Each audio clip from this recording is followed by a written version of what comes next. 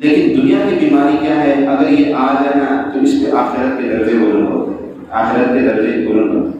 جیسے کہ حدیث ہے کہ حضرت عطا بن یسار رحمۃ اللہ تعالیٰ علیہ جو ہے، ان سے روایت ہے کہ حضور صلی اللہ علیہ وسلم نے ارشاد فرمایا کہ جب بندہ بیمار ہوتا ہے تو اللہ تعالیٰ اس کے پاس 2 فرشتے بھیجتا ہے۔ جب انسان بیمار ہوتے ہیں، کوئی کسی بھی بیماری ہو، کوئی بھی بیماری ہو اس کو، لیکن بیمار کے پاس اللہ کیا کرتا ہے؟ 2 فرشتے بھیجتا ہے اور فرماتے ہیں کہ دیکھو کہ تو میرا بندہ مزاج پرسی کرنے والوں کو کیا جواب دیتا ہے۔ لوگ آتے ہیں، جو بیمار ہوتا ہے لوگ اس کے آگے مزاج پرسی بھی کرتے ہیں، تو اللہ کہتے ہیں فرشتوں دیکھو ذرا میرا یہ بندہ ان لوگوں کو کیا کہتا ہے، کیا یہ گلے شکوے کرتا ہے یا کہتا ہے بس اللہ تعالیٰ نے مبتلا کیا، اللہ کی طرف سے آئی ہے یہ بیماری، مجھے اس پہ صبر ہے۔ تو اگر وہ اللہ تعالیٰ کی حمد و ثنا کرتا ہے تو وہ اللہ کے پاس جا کر یوں ہی نقل کر دے کہ اللہ اس بندے نے تو آپ کی تعریفیں کی ہیں، بیماری بھی ہے اس کو لیکن وہ آپ کی تعریفیں کر رہا ہے، آپ کی حمد و ثنا کر رہا ہے۔ حالانکہ اللہ تعالیٰ خود بھی جانتے ہیں، لیکن فرشتوں کو بھیجنا، لیکن اللہ یہ نہیں کہ اللہ جانتے ہیں، اللہ خود بھی جانتے ہیں۔ فرماتے ہیں میرے بندے سے کہہ دو اگر تجھے موت آ گئی تو جنت میں داخل کر دوں گا۔ اللہ اگر اس بیماری میں جس طرح تو میری حمد و ثنا کر رہے، اس لیے کہتے ہیں بیماری کے دوران اللہ کا ذکر کرتے رہنا چاہیے۔ ذکر کی یہ برکت ہوگی، یا تو شفا مل جائے گی یا اللہ کے پاس چلے جائیں گے۔ اگر تو شفا مل گئی تو یہ بھی اللہ کی ایک نعمت ہے، اگر تو اللہ کے پاس چلے گئے تو اس ذکر کے اوپر آپ کو جو ملے گا آپ نے سوچا بھی نہیں ہو کہ اس ذکر کے اوپر اللہ کو کیا کچھ دے رہا ہے۔ تو فرمایا کہ اگر صحت یاب ہو گیا تو گوشت کے عوض بہتر گوشت اور خون کے بدلے بہتر خون عطا کروں گا اور گناہوں کو ختم کر دوں گا۔ اللہ تو بیمار کی اللہ تعالیٰ بھی بڑی قدر کرتا ہے۔ اس دور میں اگر دیکھا جائے ہمارے معاشرے کے اندر بیماریاں بہت پھیل گئی اور بیماریوں کا علاج اگر ہم سنت نبوی کے مطابق کرنا شروع کر دیں، یقین کریں کہ ہمارے اسپتال ہی خالی ہو جائے، لیکن ہمارے صرف گولیوں پہ دوائیوں پہ یقین ہے کہ بس یہ لے لو کھا لو اس سے ٹھیک، اس کے علاوہ جو ہے دوسرے طرف نہیں آتے۔ حالانکہ جسم کا علاج اللہ تعالیٰ نے روحانی طور پہ بھی رکھا ہے۔ قرآن مجید کے اندر اللہ نے فرمایا وَنُنَزِّلُ مِنَ الْقُرْآنِ مَا هُوَ شِفَاءٌ وَرَحْمَةٌ لِّلْمُؤْمِنِينَ، یہ قرآن شفا ہے، رحمت ہے مومنین کے لیے۔ اور سورۃ الفاتحہ جس جہاں سے قرآن کی ابتدا ہوتی ہے اس کے بارے میں اس کو تو علماء نے سورۃ الشفا بھی لکھا ہے، اس کا نام سورۃ الفاتحہ بھی ہے، اس کا نام سورۃ الشفا بھی ہے۔ اللہ کے نبی صلی اللہ علیہ وسلم نے فرمایا کہ ہر بیماری کی شفا اللہ نے فاتحہ کے اندر رکھی ہوئی، سورۃ الفاتحہ کے اندر اللہ نے ہر بیماری کا علاج رکھا ہوا۔ صحابہ کرام ایک جگہ جا رہے تھے تو ایک بندہ دیوانہ ہو گیا تھا وہاں پہ، گاؤں والوں سے کہا جی، انہوں نے کہا اس کا علاج کر دے، یہ ایسے پاگل دیوانہ ہے تو اس کا کوئی علاج کر دے، آپ لوگ کوئی دم درود کرے اس کو۔ تو ایک صحابی نے دم کیا، وہ ٹھیک ہو گیا، دم کیا تو وہ ٹھیک ہو گیا۔ پوچھا آپ نے کیا پڑھا تھا؟ کہا میں نے الحمد 7 دفعہ پڑھا تھا۔ الحمد 7 دفعہ پڑھا تو بیمار ٹھیک ہو گئے۔ سب سے بڑی چیز جو اللہ نے ہمیں عطا کی ہے شفا کے نام پر، جس کے مقابلے میں ڈاکٹری گولیاں، شربتیں، حکیموں کی دوائیاں سب فیل ہو جاتی ہیں اگر یقین ہو تو۔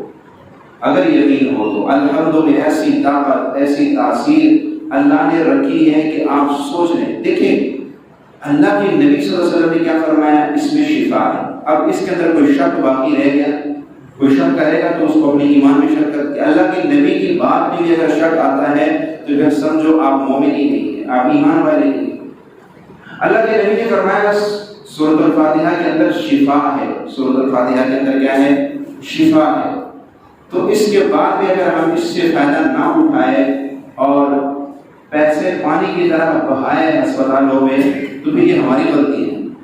آپ کر کے تو دیکھیے، سورۃ الفاتحہ سے عزت ملتی ہے، سورۃ الفاتحہ سے برکت ملتی ہے، سورۃ الفاتحہ سے صحت ملتی ہے، سورۃ الفاتحہ سے خوشیاں ملتی ہے، سورۃ الفاتحہ سے عافیتیں ملتی ہے، سورۃ الفاتحہ سے راحتیں ملتی ہیں اور ملتی ہیں یقیناً۔ میرے مرشد کے پاس ایک بندے نے خط بھیجا، اس نے کہا کہ 2002 سے یا 10 یعنی 15-20 سال ہو گئے، اتنے عرصے سے میں کھانے کے دوران ایک چورن کھاتا ہوں، کھانے کے دوران ایک چورن کھاتا ہوں جس سے ہاضمے کے مسائل حل ہو جاتے ہیں، معدے کے مسائل حل ہو جاتے ہیں، معدے کے اندر اس کا السر ہو جس کو کہتے ہیں جلن، جو معدے میں جلن ہوتی ہے، مرچ مسالہ کھا رہی ہے تو معدے میں کم جلن شروع ہو گئی، کھانا ہضم نہ ہو رہا ہو، کھانا کھانے کو دل نہ کر رہا ہو۔ معدے، دیکھیے معدہ ایک ایسی چیز ہے، اگر یہ ٹھیک ہے تو سارا جسم ٹھیک ہے، اگر معدہ خراب ہے تو سارا جسم بھی خراب ہے۔ معدے کا مقام اللہ نے وہ رکھا ہے، اس لیے کسی بھی آپ حکیم جو صحیح حکیم ہوگا وہ پہلے آپ کے معدے کا علاج کرے گا، بعد میں آپ کو دوائی دے گا۔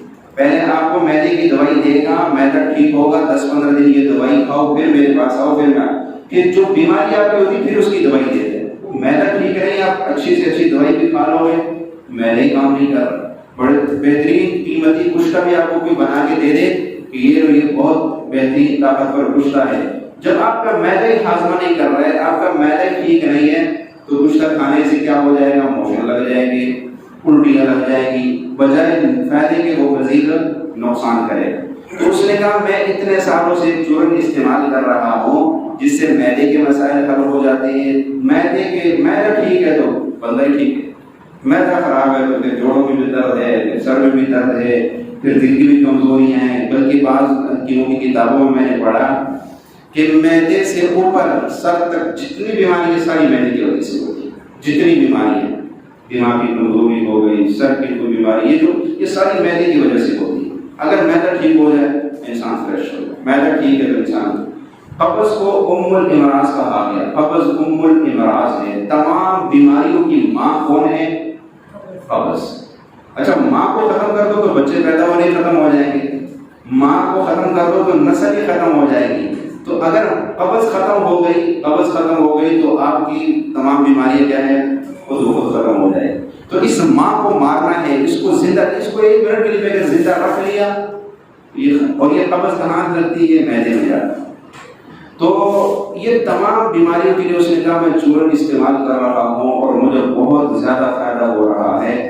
تو وہ چورن اس نے کیا، حالانکہ اس نے یہ نام دیے اس کو، وہ کیا ہے کہ وہ 7 دفعہ سورۃ الفاتحہ کا پڑھنا ہے کھانے کے دوران، کھانے سے پہلے نہیں، کھانے کے دوران آپ 7 دفعہ سورۃ الفاتحہ پڑھ لیں۔ کھانا کھا لیں، ایک لقمہ کھا لیں تو سورۃ الفاتحہ، دوسرا لقمہ کھا لیں پھر سورۃ الفاتحہ پڑھیں۔ 7 دفعہ کھانے کے دوران آپ سورۃ الفاتحہ پڑھنے کا معمول بنا لیں، آپ کی بیماریاں ختم ہو جائیں گی۔ یہ ٹھیک کرو، آپ کی بیماریاں ختم ہو جائیں گی، آپ کی بیماریاں۔ آپ بلکہ ایک شخص کہنے لگے کہ کورونا کے دوران لوگ رو رہے تھے روزگار میں، کاروبار میں، اس نے کہا اس عمل کی برکت سے میرے اللہ نے بہت اچھا روزگار چلایا۔ ایک نے کہا جی مجھے اللہ تعالیٰ نے عزت دی ہے اور روزگار میں بہت برکت دی ہے صرف اس عمل کی برکت سے کہ میں کھانے کے دوران یہ عمل کرتا ہوں۔ تو اس عمل سے میں نے آپ کو بتایا سورۃ الفاتحہ سے بیماریاں نہیں کہ بیماریاں دیکھیں، ایک جسمانی بیماریاں ہیں، ایک معاشی بیماریاں ہیں، قرض کا آ جانا، تندرستی کا آ جانا، غربت کا آ جانا، عزت کا نہ ہونا، کاروبار کا نہ چلنا، یہ معاشی بیماریاں ہیں۔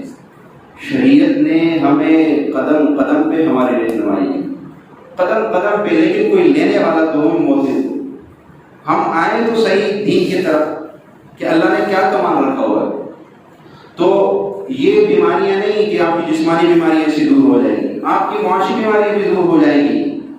آپ غریب ہیں، تندرست ہیں، آپ یہ نیت کریں، بلکہ میرے حضرت فرمانے لگے کہ 7 بیماری بھی نیت کر سکتے ہیں، 7 بیماری بھی نیت، 7 فاتحہ آنے کے درمیان میں پڑھے، 7 بیماریوں کی نیت دل میں رکھ لے، اللہ روزگار نہیں چل رہے وہ بھی چلا دے، عزت معاشرے میں نہیں وہ بھی ہو جائے، اور رزق میں کمی ہے وہ بھی مل جائے، بیماریاں ہیں جسم میں وہ بھی ختم ہو جائے، جوڑوں کا درد ہے، سر کا درد نہیں جا رہا ہے، دل کی بیماری ہے، معدے کی بیماریاں ہیں، کوئی بھی 7 نیت کر لے آپ کی یہ بیماریاں ختم ہو جائے گی انشاءاللہ اللہ کے فضل و کرم سے۔ تو اس عمل کرنے سے، اور اگلا جو فائدہ میرے مرشد نے بتایا، فرمایا اللہ کشف کی آنکھیں کھول دیتے ہیں۔ ایک ہوتی ظاہری آنکھیں، ایک ہوتی دل کی آنکھیں۔ دل کی آنکھیں کسی کسی کی کھلی ہوتی، ہر ایک کی نہیں کھلتی۔ تو دل کی آنکھیں اللہ اس عمل کی برکت سے کھول دیتے ہیں، لیکن وقت لگتا ہے، 2-4 دنوں میں نہیں کھلتی، وقت لگتا ہے۔ اور اگلی بات کہ گناہوں کو چھوڑنا پڑتا ہے، گناہوں کو چھوڑنا پڑے گا۔ تو جو ہے اس سے دل کی دنیا کھل جاتی ہے، فرشتے نظر آنا شروع ہو جاتے ہیں، جنات نظر آنا شروع ہو جاتے ہیں، وہ چیزیں نظر آتی ہیں جو عام بندے کو نظر نہیں آتی ہیں۔ یہ سورۃ الفاتحہ کی برکت سے۔ سورۃ الفاتحہ کی اور پڑھنی کتنی دفعہ ہے؟ 7 مرتبہ بس، اور کھانے کے دوران پڑھنی، تو اس سے بیماریاں ختم ہو جاتی ہے سورۃ الفاتحہ پڑھنے سے۔ آپ پانی پیئے، پانی پینے سے جتنی دیر میں آپ پانی کا گلاس بھرتے ہیں اتنی دیر میں ایک دفعہ سورۃ الفاتحہ بندہ پڑھ سکتا ہے۔ ایک دفعہ سورۃ الفاتحہ پڑھ کے ایسے گھوم کر پانی پی لیں۔ آپ کھانے کی کوئی بھی چیز کھا رہے، کوئی بھی چیز کھا رہے، آپ اس کو کھاتے کھاتے فوراً ایک دفعہ سورۃ الفاتحہ پڑھ کے پھونک دیا کریں۔ آج کے بعد سورۃ الفاتحہ سے دوستی لگا لیں، بیماریوں کی چھٹی ہو جائے گی، بیماریاں ختم ہو جائیں گی اگر سورۃ الفاتحہ سے دوستی لگا لیں۔ ڈاکٹر عبدالقدیر خان کا ایک کالم میں پڑھ رہا تھا، اس نے کہا مجھے میں بڑا عرصہ ہو گیا میں جب بھی پانی پیتا ہوں کوئی بھی چیز کھاتا ہوں ایک دفعہ ہم شریف پڑھ لیتے، ایک دفعہ ہم شریف پڑھ لیتا ہوں، الحمدللہ کوئی بیماری نہیں قریب آئی، کوئی بیماری قریب نہیں آ رہی ہے۔ تو الحمدللہ اللہ نے بہت تاثیر رکھی کہ ہم سوچ بھی نہیں سکتے، لیکن یقین ہونا چاہیے۔ اب مسلمان کو وہ اس کا یقین اتنا کمزور ہو گیا، اتنا کمزور ہو گیا کہ وہ کہتا ہے نہیں جو مجھے نظر آ رہا ہے یہیں سے ہو رہا ہے، یہاں سے نہیں ہو رہا ہے۔ آگ نہیں جلاتی ہے بلکہ اللہ کا حکم چلاتا ہے۔ اگر آگ میں جلانے کی تاثیر ہوتی تو ابراہیم علیہ السلام جل جاتے، آگ نہیں جلاتی ہے۔ لاہور کے اندر ایک درویش تھے، تو ایک ریڈی والے کے پاس کھڑے ہو پکوڑے بنانا، اس کے پاس کھڑے اس کو کہتے ہیں آپ کو رزق اللہ دے رہا ہے، آپ کو سب کچھ اللہ دے رہے، تو آپ تھوڑا وقت نکال کے مسجد میں آ جایا کرے، نماز پڑھ لیا کرے۔ تو وہ اپنے کام میں مگن ہے۔ وہ کہنے لگا صوفی صاحب یہ میں آگ جلا رہا ہوں تو پکوڑے پک رہے ہیں نا، آپ کہتے ہو آگ جلاتی نہیں ہے، آگ نہ جلائے تو پکوڑے کیسے پکیں گے؟ اس نے اپنا ہاتھ اسی تیل کے اندر جہاں پکوڑے پک رہے تھے اس نے ایسے ہاتھ ڈالا اور کہا آگ میں تاثیر نہیں ہے جلانے کی، جب میرے رب کا حکم ہوتا ہے پھر جلاتا ہے۔ وہ حیران ہو گیا، وہ ہاتھ اس کا ایسی تیل پڑا ہوا، اور اس نے یوں نکالا اور نکال کے کپڑے سے صاف کر کے جو تھوڑا تیل ڈالا وہ داڑھی میں لگا لیا۔ آگ نہیں جلاتی، گولی سے شفا نہیں ملتی، شربتوں سے شفا نہیں ملتی، اللہ شفا دیتا ہے۔ میں نے پہلے پچھلے جمعے میں نے آپ کو ایک قصہ سنایا تھا کہ تقدیر اور تدبیر کا، جہاں پہ تدبیر فیل ہو گئی تھی اور تقدیر پھر جا کے کامیاب ہو گئی۔ تو یہ فاتحہ کا پڑھنا یہ تقدیر ہے، گولی کھانا، ڈاکٹر کے پاس جانا یہ تدبیر ہے۔ اس لیے تدبیر بھی اختیار کرو، تدبیر بھی اختیار کرو، کیونکہ دنیا دارالاسباب ہے، یہاں اسباب اختیار کرنے پڑیں گے، لیکن اسباب کے اوپر یقین نہ رکھنا، اسباب کے اوپر یقین نہ رکھنا، اسباب کے اوپر یقین نہ رکھنا۔ یقین کس پہ رکھنا ہے؟ اعمال کے اوپر، کہ میں اللہ کے حبیب صلی اللہ علیہ وسلم کے دیے ہوئے اعمال کروں گا مجھے شفا مل جائے گی۔ تو آج کے بعد سورۃ الفاتحہ سے دوستی لگائیں گے، سورۃ الفاتحہ پڑھے، ہر کھانے کی چیز پہ، ہر پینے کی چیز پہ جب آئے۔ اور ایک بات آپ کو بتاؤں، جب ہم کھانا کھاتے ہیں اور ہم اللہ کا نام نہیں لیتے تو ہمارے ساتھ شیاطین بیٹھ کے کھانا شروع ہو جاتے ہیں، پھر وہ شیاطین اپنے گندا لعاب اس کھانے کے اندر ڈالتے ہیں۔ وہ لعاب جب وہ کھانے کے اندر پڑتا ہے پھر وہ کھانا ہم کھاتے ہیں، ہمارے جسم کے اندر وہ گندا لعاب چلا جاتا ہے، ہمارے جسم کے اندر وہ گندا لعاب چلا جاتا ہے، اور ان لعاب کی وجہ سے ہمارے جسم کے اندر کیا ہوتا ہے؟ بیماری پھیل جاتی ہے۔ پھر جو گناہوں کے تقاضے در سے اٹھتے ہیں یہ ان لعاب کی کرشمات ہوتے ہیں، جو ہم نے کھانے کے اوپر بسم اللہ نہیں پڑھی۔ اللہ کے حبیب صلی اللہ علیہ وسلم نے دیکھے قرآن آیا، 5 وقت کی نماز آ گئی، حج آ گئی، جو فرض چیزیں میں آپ کو بتا رہا ہوں، نماز ہے، حج ہے، زکوٰۃ ہے، روزہ ہے، کلمے کا پڑھ، یہ چیزیں کافی نہیں تھی۔ پھر ہمیں یہ قدم قدم میں کیوں کہا؟ واش روم جاؤ تو بسم اللہ اللہم انی اعوذ بک من الخبث والخبائث، یہ دعا پڑھو۔ اچھا باہر نکلو تو پھر غفرانک الحمدللہ الذی عافانی مما ابتلیٰ، الحمدللہ الذی عافانی، بس یہ پڑھو۔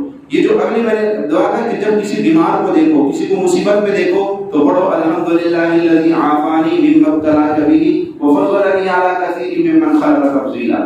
اس سے کیا ہوگا؟ اس شخص کی بیماری آپ پہ نہیں لگے گی، اس کے اوپر جو حال آیا وہ آپ پہ زندگی بھر نہیں آئے گا اس دعا کے بعد۔ تو آپ سوچے تو صحیح کہ اللہ کے نبی صلی اللہ علیہ وسلم نے ہمیں قدم قدم پہ یہ دعائیں کیوں بتائی؟ کھانا کھانے بیٹھو تو آپ بسم اللہ پڑھو، کھانے کے بسم اللہ یاد نہ رہے تو کھانے کے درمیان جو یاد آ جائے تو بسم اللہ اولہ و آخرہ پڑھ لو۔ اچھا کھانا کھا لو تو اس کے بعد یہ دعا پڑھو۔ گھر میں داخل ہو تو یہ دعا پڑھو، گھر سے نکلو تو یہ دعا، یہ کتنی دعائیں ہمیں مسنون دعاؤں کی کتاب لے کے نا اس میں یہ یاد کر لیا کرے. یہ دعائیں کیوں ہمیں بتائی گئی؟ کیا نماز کافی نہیں تھی ہمارے لیے؟ قرآن کی تلاوت کرنا کافی نہیں تھا؟ یہ مسنون اعمال کیوں ہمیں؟ تاکہ ہم روحانی طور پر بھی دشمنوں سے بچ جائے اور ہم جسمانی طور پہ بھی دشمن. اگر ایک بندہ کھانا کھانے بیٹھتا ہے اور بسم اللہ نہیں پڑھتا ہے تو آپ نے دیکھ لیے شیاطین اس کے ساتھ بیٹھ کے کھائیں. ہمارے گاؤں میں ایک بچی تھی، اس کا جنات آتا، وہ جن جب آئے اس میں نا تو انہوں نے، وہ جب آتے تھے تو فرمائشیں ہوتی تھی فلاں چیز بناؤ فلاں چیز کھائیں. انہوں نے کہا کھانا لے کے کھانا کھا لو چاہے پھر. انہوں نے کہا نہیں، ہم وہ سامنے ایک گھر تھا ایک، وہ ادھر کھا گئے. اس گھر کے اندر 2 بھائی اور ماشاء اللہ ایک بھائی کے 8-9 بچے. اب وہ چھوٹے چھوٹے بچے سارے جب کھانے کا ٹائم ہوتا ہے تو ایک جگہ پہ بیٹھ کے شور شرابہ کے بچوں کو کھا لی. تو اس نے کہا کہ ہم اس گھر میں کھا کے آئے. ادھر وہ بچے سارے بیٹھ کے کھاتے، کوئی بسم اللہ نہیں پڑھتا ہے، کوئی اللہ کا نام نہیں لیتا، تو ہم بھی بیچ میں جا کے بیٹھ کے کھا لیں. ہم وہاں سے کھا کے آئے. یہ ان جنات کے الفاظ. اور جن کیا ہے؟ شیاطین کی اس میں سے ہیں. تو جب ہم کھانے کے کوئی بھی چیز ہم کھاتے ہیں اور ہم اس میں بسم اللہ نہیں پڑھتے تو ہمارے ساتھ کیا کون شامل ہو جاتا ہے؟ شیطان شامل ہو جاتا ہے. اور پھر شیطان کا لعاب جب اندر جاتا ہے تو اس کے کرشمات آپ دیکھ رہے ہیں معاشرے میں کیا ہو رہا ہے. اور جب ہم کھانے کے پہ بسم اللہ پڑھتے ہیں شیاطین بھاگ جاتے ہیں. پھر اس کھانے پہ ایک نورانیت آ جاتی ہے. بسم اللہ کے ساتھ جتنے نورانیت ہوتی ہے وہ اس کے اندر، ایک اللہ والے تھے نا، وہ روزانہ 70,000 دفعہ کلمہ طیبہ پڑھ کے پھر والدہ کی قبر پہ جاتے ہیں روزانہ. یہ ان کا معمول تھا. تو کہنے لگے ایک دفعہ والدہ کی خواب میں زیارت ہوئی. والدہ نے کہا بیٹا اتنا ذکر نہ کیا کر، جب تو اتنا ذکر کر کے میرے قبر پہ آتا ہے نا تو تجھ پہ اتنی نورانیت برس رہی ہوتی کہ مجھے تو نظر نہیں آتا. اس نورانیت، اللہ اتنی نورانیت تجھ پہ برس رہی ہوتی کہ پھر مجھے تو نظر نہیں آتا ہے. جب ہم بسم اللہ پڑھیں گے اتنی نورانیت کھانے میں آئے گی کہ اندر جاتے ہی پھر کہے گا یار نماز کے لیے چلا جاؤں، یار قرآن کی تلاوت کر لو، یار درود شریف پڑھ لو. اندر کے جذبات بدل جائیں گے. جذبات بدل جائیں گے. جذبات، جسم میں چیز داخل ہونے سے جذبات بدلتے کہ نہیں بدلتے؟ بیمار آدمی، درد ہو، شدید درد ہو اس کو، اور وہ اس کو آپ کو یار بریانی کھا لو، بریانی چھوڑو، اس کو آپ کو بھائی یہ بنا ہوا مرغا ہے یہ کھا لو، وہ دیکھیے گا بھی نہیں. لیکن بیماری دور ہو گئی، انجیکشن لگ گیا، گولی اندر چلی گئی، طبیعت ٹھیک ہو گئی، کہے گا ہاں اب لے اب اس کا مزہ ہے. جذبات اندر چیز گئی، جذبات ہی بدل گئی. پہلے جذبہ یہ تھا کہ نہیں کھانا، اب جذبہ یہ کہ کھاؤں، لاؤ میں کھاتا ہوں. جب بسم اللہ والا کھانا جسم میں جائے گا، جب سورۃ الفاتحہ والا کھانا، سورۃ الفاتحہ والا پانی جسم میں جائے گا تو پھر کیا ہوگا؟ جذبے بدلیں گے. پھر نماز کی طرف، قرآن کی طرف، دین کی طرف خود بخود آنا شروع ہو جائیں گے. پھر اندر کے جذبات بدل جائیں گے. اس لیے ان مسنون اعمال کو اپنی زندگی میں لاؤ، یقین کرو. تو بیماریوں سے جان چھڑانے کے لیے سب سے پہلا کام کیا کرنا ہے؟ سورۃ الفاتحہ سے دوستی لگانی ہے. کھانے کے دوران سورۃ الفاتحہ 7 مرتبہ پڑھنی ہے. اور اگلی بات، صدقے سے دوستی لگاؤ. کوئی بھی بیماری ہے آپ کو، آپ اس کی نیت سے صدقۃ رد البلاء، صدقے سے بلائیں دور ہوتی ہے. صدقے سے کیا بلائیں دور؟ بیماری ہے، کینسر ہے، شوگر ہے، کوئی بھی بیماری ہے آپ کو، آپ اس بیماری کے نیت سے صدقہ دینا شروع. اللہ یہ بھی ایک بلا ہے، اس بلا کو مجھ سے ٹال دے. نماز پڑھنے کو دل نہیں کر رہا ہے، یہ بھی ایک بیماری ہے، یہ بلا ہے. بیماری بلا ہی ہوتی ہے. تو اللہ اس بیماری کو ٹال دے. یہ 10 روپے روزانہ دے دیا کرو، 5 روپے نکال لیا کرو، 1 روپے نکال لیا کرو. بلکہ اتقوا النار ولو بشق تمرہ، جہنم کی آگ سے اپنے آپ کو بچاؤ اگرچہ کھجور کے ایک ٹکڑے کے عوض ہی کیوں نہیں بچا سکتے. اگر کھجور کا ایک ٹکڑا تمہاری طاقت میں وہ دے دو اللہ کے نام پہ. ضروری نہیں کہ تم لاکھوں ہزاروں خرچ کرو، بس 5 روپے روزانہ نکال لیا کرو اپنے جسم کا. اللہ کے نبی صلی اللہ علیہ وسلم نے فرمایا کہ جسم کے 360 جوڑ ہے، ہر جوڑ کا روزانہ صدقہ دیا کرو. صحابہ نے کہا یا رسول اللہ 360 جوڑ اور ہر جوڑ کا روزانہ صدقہ دینا، ہمارے پاس تو کھانے کو کچھ رہے تو ہم صدقہ کہاں سے دیں؟ فرمایا 2 نفل 50 کی پڑھ لیا کرو، اشراق کی پڑھ لیا کرو. یہ صدقہ ہے. آپ کے پاس پیسے نہیں ہے، اللہ اکبر، 1 اونٹ آپ نے اللہ کے نام میں قربان کر دی، 1 اونٹ کا صدقہ کر دیا. میرے حضرت فرمانے لگے میں ایک جگہ گیا تو ایک خاتون نے کہا بچے بڑے بیمار ہوتے ہیں، ہر مہینے ڈاکٹر آیا ہوتا ہے، گھر گھر آتا ہے، اتنی دوائیاں لیتی ہوں، اتنے اس کا بل بن جاتا ہے. تو انہوں نے فرمایا آپ 300 دفعہ روزانہ اللہ اکبر صبح اور شام پڑھا کریں، 300 دفعہ۔ گویا کہ آپ 300 اونٹ صبح ذبح کر رہے ہیں اور 300 اونٹ شام کو ذبح کر رہے ہیں، اور یہ صدقے میں جا رہے ہیں، اور جب یہ اتنا صدقہ آپ کے گھر سے جائے گا تو بیماریاں خود بخود بھاگ جائیں گی۔ اس لیے جس شخص کا میں کہتا ہوں بخار نہ اتر رہا ہو نا، بخار نے اس کو لاعلاج کر دیا ہو، دوائیاں کھا کھا کے تک کے، وہ کیا کر لے 300 دفعہ اللہ اکبر صبح اور 300 دفعہ اللہ اکبر شام کو پڑھ لیا۔ کوئی مشکل عمل ہے؟ اچھا دیکھیے، ہمارا جسم کا ہر حصہ کچھ مانگتا ہے۔ آپ نے کنڈی دیکھی ہوگی، جب یہ لوہے کی کنڈی جو ہے، اس کو تیل نہ لگاؤ تو اس کے اندر سے آوازیں نکلنا شروع ہو جاتی، اور جب تیل لگا لو تو کافی عرصے تک کوئی آواز نہیں آتی، پھر جب وہ تیل خشک ہوتا ہے پھر وہ تیل مانگتا ہے، تیل دو ورنہ میں تیرے کام کھا جاؤں گا، تیل دے مجھے، پھر جو اس کو تیل ڈالیں گے پھر وہ خاموش۔ آپ کے جسم کے ہر جوڑ آپ سے کچھ مانگتا ہے، اس کو دو، اگر نہیں دو گے پھر وہ جوڑ آپ کا ساتھ نہیں دے گا، وہ آنکھیں ہو، وہ زبان ہو، وہ کان ہو، اس کو جب تک کچھ دو گے تو ٹھیک ہے، نہیں دو گے تو پھر یہ سننا چھوڑ دے گا، دیکھنا چھوڑ دے گا، پھر جوڑوں میں درد ہوگا، کہے گا جوڑ میں درد ہے۔ اچھا جب ہم سیڑھیوں پہ چڑھتے ہیں تو حدیث میں ہے جب اوپر چڑھو تو کیا کرو، اللہ اکبر کا ذکر کیا کرو، اور جب نیچے اترو تو کیا کرو، سبحان۔ جب ہم اوپر چڑھتے ہیں تو سارا زور گھٹنوں پہ آتا ہے، اور جو بندہ زیادہ اوپر ہی چڑھتا اس کو گھٹنوں کا درد شروع ہو جاتا ہے، اور جب ہم کہتے ہیں اللہ اکبر تو آپ اس کو غذا دے رہے ہیں، اور پھر اس پہ درد نہیں ہوگا انشاءاللہ، یقین ہونا چاہیے۔ تو ہر جسم ہر جسم کا ہر عضو آپ سے کچھ مانگتا ہے، اس کو دو، چاہے وہ ڈاکٹر سے دوائی لا کے اس کو کھلا دو، چاہے وہ روحانی عمل کر کے اس کو دے دو۔ ایک درد ہو رہا ہے تو گولی کھا لیے، گولی فری تو نہیں آتی نا، پیسے لگتے ہیں، تو پیسے دیے آپ نے اس جوڑ کے خاطر، تب جا کے اس کو آرام آیا، ویسے نہیں آرام آیا۔ تو اس لیے یہ جسم ہم سے کچھ مانگتا ہے۔ ایک آپ کو ایک اور عمل بتاؤں، ایک اللہ والے تھے، وہ اس کے پاس جو بھی جاتا تھا نا کہ میں فلاں بیماری ہے، تو اس کو کہتے تھے اس جسم کی اس عضو کو ہدیہ دینا شروع کر دو۔ مثال کے طور پہ ایک بندہ کہتا ہے مجھے دائمی سر درد ہے، جا ہی نہیں رہا، بڑا علاج کروایا، جا نہیں رہا، کیا کروں؟ وہ فرماتے تھے ایک دفعہ الحمد شریف 3 دفعہ قل هو اللہ پڑھ کے سر کو ہدیہ کیا تھا۔ ایک بندہ کہے مجھے دماغ کی کمزوری ہے، فرمایا ایک دفعہ الحمد شریف اول آخر ایک دفعہ درود، ایک دفعہ الحمد شریف 3 دفعہ قل هو اللہ پڑھ کے دماغ کو ہدیہ کرنا شروع کر دیں۔ ایک بندہ کہتا ہے میری نظریں کمزور ہو رہی، کہا ایک دفعہ الحمد شریف 3 دفعہ قل هو اللہ پڑھ کے آنکھوں کو ہدیہ کیا کر۔ ایک بندہ کہتا ہے میں گناہوں میں مبتلا ہوں، گناہ نہیں چھوٹ رہے، بس بار بار کہتا ہوں نہیں کروں گا، لیکن یہ دل مجبور کرتا ہے، تو دل کو ہدیہ دینا شروع کر دے۔ درود شریف پڑھ کے میرے مرشد فرماتے تھے روزانہ 100 مرتبہ درود پڑھ کے اپنے آنکھوں کو، اپنے دل کو، اپنے دماغ کو ہدیہ کیا کرو۔ یہ 3 جگہ ایسی ہیں جو انسان کو جہنم تک پہنچا دیتی ہیں۔ آنکھیں دیکھتی ہے، دماغ سوچتی ہے، اور دل میں بات آ جاتی ہے۔ تو روزانہ 100 مرتبہ درود کا ہدیہ جب آنکھوں کے پاس جائے گا، جب دماغ کے پاس جائے گا، جب دل کے پاس جائے گا، تو جسمانی بیماری بھی دور ہو جائے گی، روحانی بیماری بھی دور ہو جائے گی۔ ہم جو دم کرواتے ہیں یہ بھی تو ہدیہ ہی ہے نا۔ کہتے ہیں مجھے سر میں درد ہو رہے، ہمارے دوست تھے، وہ ان کے پاس جب کوئی دم کے لیے آتا تھا تو وہ کہتے کتنے والے دم کروں، 20 والا، 30 والا، 50 والا، 100 والا، 200 والا، 500، کون سا دم کروانا؟ وہ کہتے تھے 20 والا، جی 20 روپے پکڑاؤ میں دم کر دوں گا۔ 500 والا کروانا ہے تو 500 کو میں 500 والا دم کر دوں۔ تو وہ دم ہم کیوں کرواتے ہیں؟ دم جو ہم کرواتے ہیں وہ اچھا دم کروانے کے بعد بندہ ٹھیک ہو جاتا ہے، کیوں ٹھیک ہوتا ہے؟ اس لیے کہ وہ چیز، وہ جسم کا وہ عضو آپ سے کچھ مانگ رہا تھا، وہ آپ نے دیے، آپ نے دم کے نام پہ جا کے اس کو کچھ دلوا دیا، جب اس کو دلوا دیا وہ ٹھیک ہو گیا۔ سر میں درد ہو رہے ہیں یا سر میں دم کر دو، سر میں دم ہو رہا ہے، پڑھا جا رہا ہے، وہ پڑھائی سر پہ جا کے آ رہی ہے اور اس کو کچھ مل رہا ہے۔ سر میں درد ہو رہا ہے، ڈاکٹر کے پاس گئے، کچھ سر میں درد ہو رہا ہے، وہ کہتا ہے میں خوراک بنا کے دیتا ہوں، یہ کھا لے ٹھیک ہو جائے، خوراک کھائی ٹھیک ہو گئی۔ سر کچھ مانگ رہا تھا آپ سے، آپ نے روحانی طور پہ اس کو کچھ نہیں دیا تو جسمانی طور پہ کچھ دے دیا، لیکن مانگنا تھا اس نے کچھ نہ کچھ، لہٰذا وہ ٹھیک ہو گیا۔ تو آج کے بعد بیماریوں سے بچنے کا آسان طریقہ میں نے آپ کو بتایا۔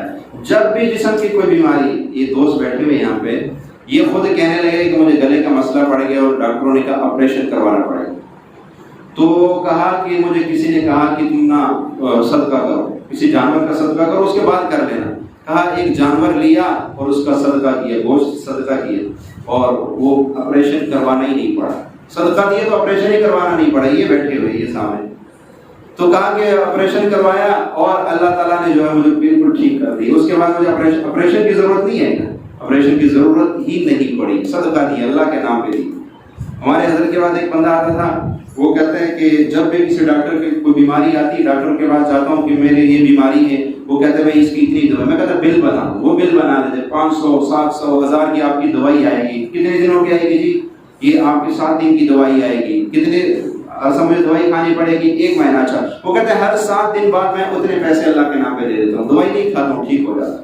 شفا تو اللہ نے دینی ہے نا، دوائی نہیں دینی، دوائی میں تو شفا نہیں رکھی، اللہ کے حکم میں شفا ہے۔